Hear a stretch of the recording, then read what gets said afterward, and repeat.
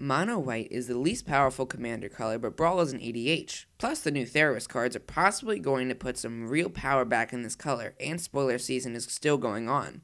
This set could be the start of the year that finally fixes White, and our journey of documenting this starts here with the new Heliod.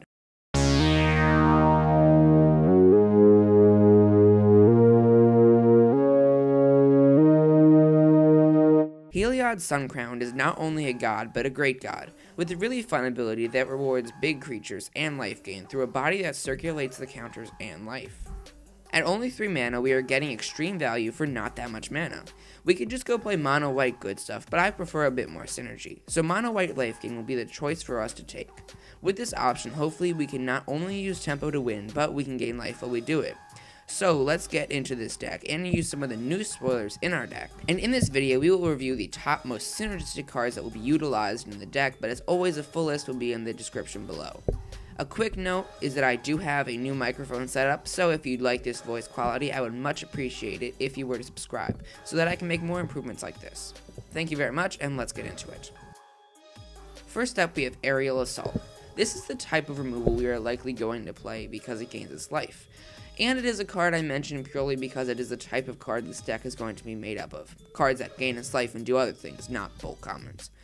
Speaking of bulk commons, we play Ajani Inspiring Leader.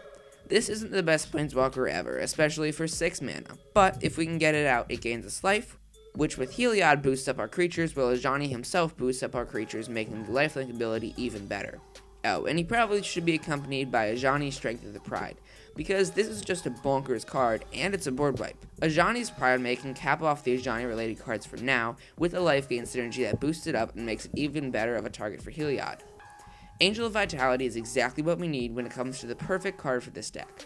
As much as we could go on and on about removal, I would rather touch on cards that actually gain us life, because that's the real lifeblood of this deck.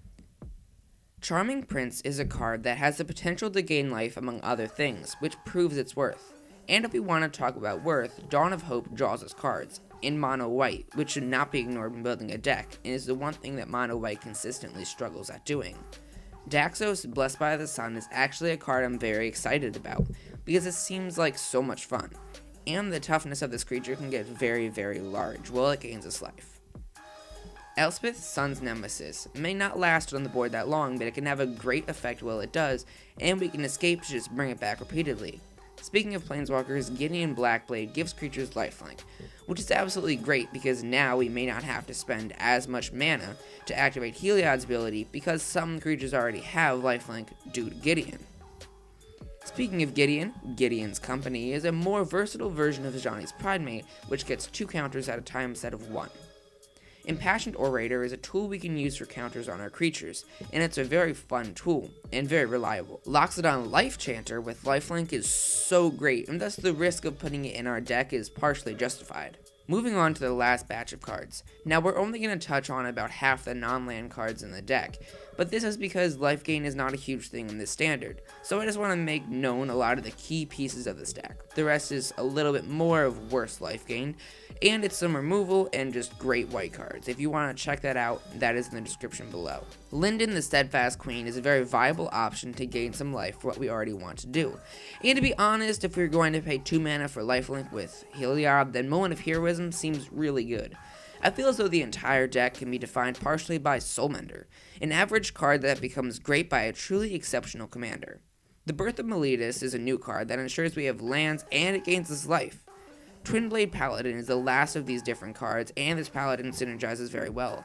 There are other cards in this deck, as I mentioned before, like a new beast of a card called Nyx Lotus. This thing to me seems absolutely incredible, and if you want to check out these cards, the deck list, as I said before, is in the description below.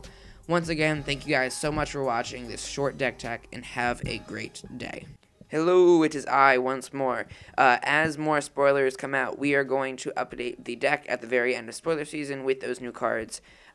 Just letting you guys know. Cool.